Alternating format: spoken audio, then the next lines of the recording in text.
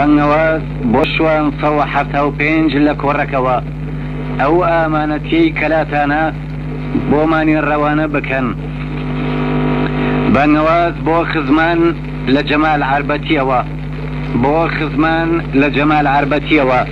بە درۆی شاخداری جەلالەکان باوەڕ مەکەن. من ساغ و سەلامەتم و لە سەنگەری شەرەفدام. بانگەواز بۆ قەراغ 53 لە سەفین حەفتە زۆر ئاگاداری خۆتان بن، باوەڕ بە فیشاڵی جەلالەکان مەکەن، سەرکەوتن هەر بۆ پارتیمانە. بانگەواز بۆ 122 لە قانیعەوە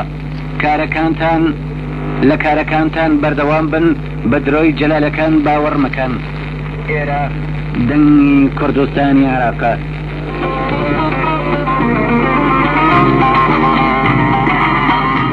ئەو زەمان لەگەڵ دەستدرێژی و پێشێلکردنی ئاگربڕ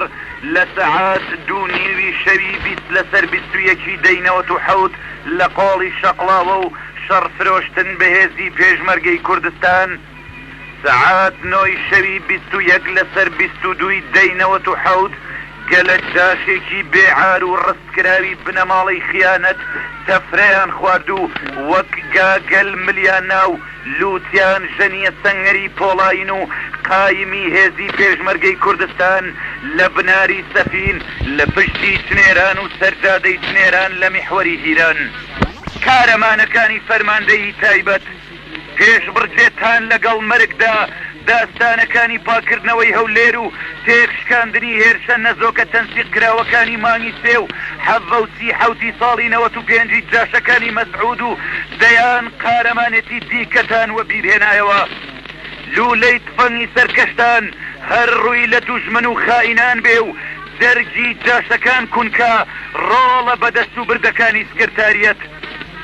تەکی شەرەفی پێشمەرگانەتان هەر گەرم و سووتێنەر بێ بۆ جەستەی خائین و جاش و دوژمنانی گەل. شێرە کوڕانی فەرماندەی دوی هەولێری قەڵا و شوورەی پۆڵاینی یەکێتی نیشتیمانی کوردستان.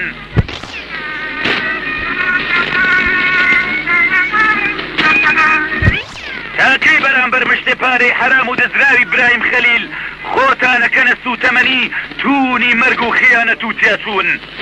بۆچێ خۆتانەدەن بە کوشت؟ بۆ مەسعودێ کە ڕۆژانە پارەی دزراوی گەل ڕەوانەی بانکەکانی دەرەواکە و ڤێلا و مۆتێل و کۆمپانیای لە هەندەران پێکڕێ.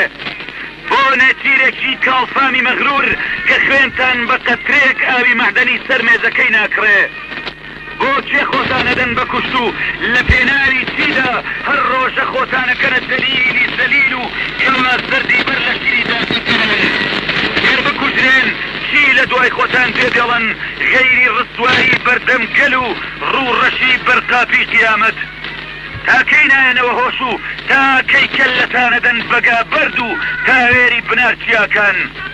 ڕۆژێ زووتر بێنەوە هۆش درەنگە، ڕۆژێ زووتر خۆتان لە دۆزەخی ڕقی پیرۆزی ئەم گەلە نەجاتدەن درەنگە. وەرنەوە هۆش چەکی جاشێتی فڕێدەن و خۆتان مەکەنە پەنگی زەمانە. چیانی بەشەرەفی کوردستان گوێڕادێرن درۆکە ڕوتو نابوونی جەلالیە بەزیوەکان و هێزە تایبەتیەکانیان لە دۆڵی سماقۆڵی ببیستن. باگوب خۆڵات درۆیەکە.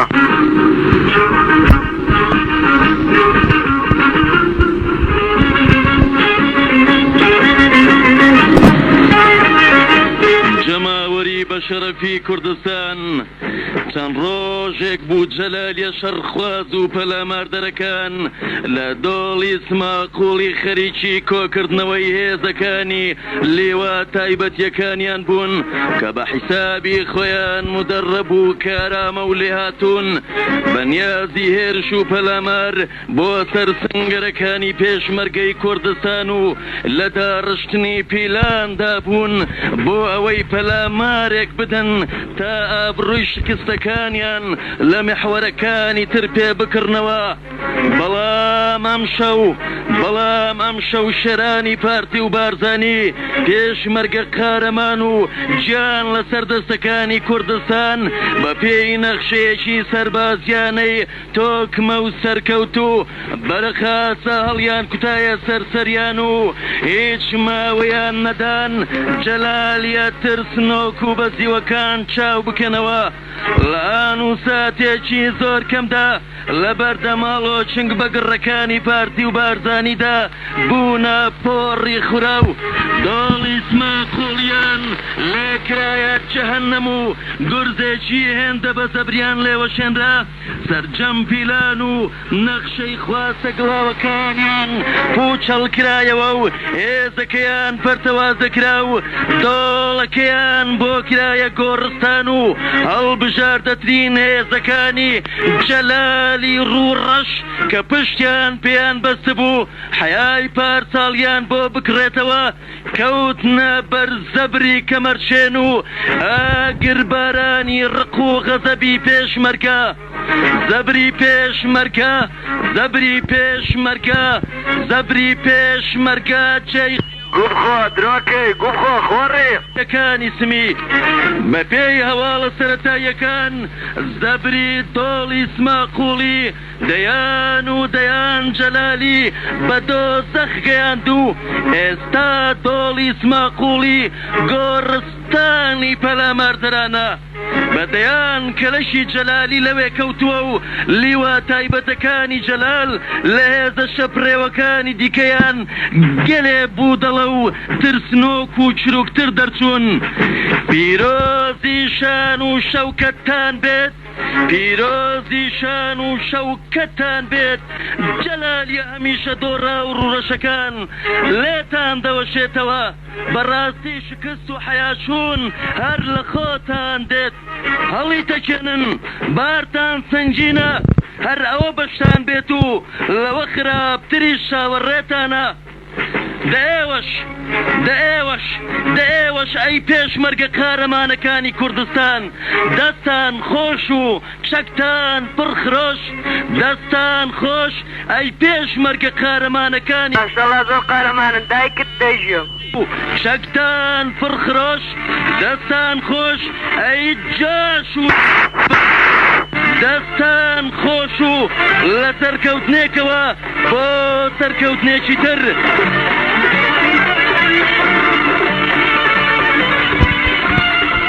دایکت دەیژێم لێت غەڵەت بوو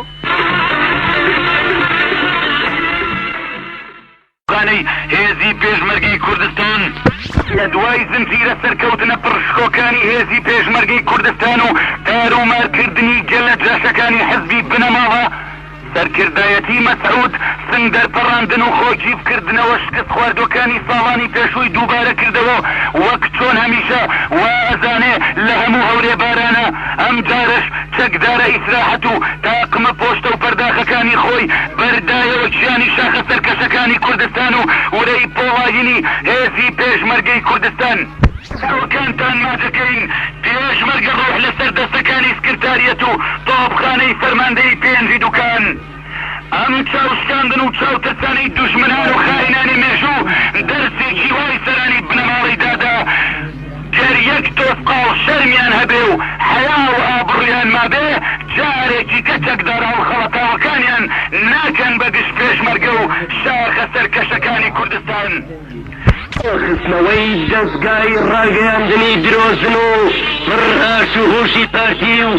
لێدانی سوورچێکی تەڕ لە دەمولووتیان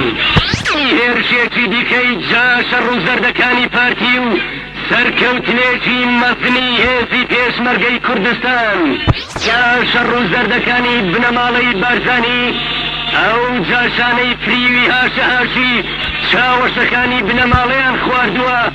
هەر لەگەڵ یەکەم بڵێسەی قۆناغی نوێی گەردەلولی تۆڵەدا بە جۆرێک بڕسیان لێبراوە بە جۆرێک سەریان لێشێواوە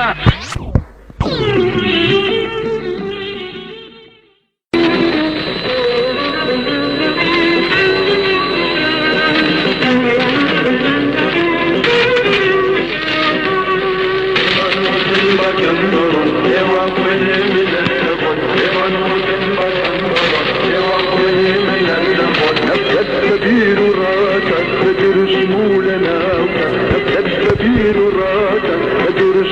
لنا إيمان تنبار كنبروني واخواني لتخد إيمان تنبار كنبروني واخواني لتخد أفلت سبيل راسا تدور شمولنا أفلت سبيل راسا تدور شمولنا أفلت سبيل راسا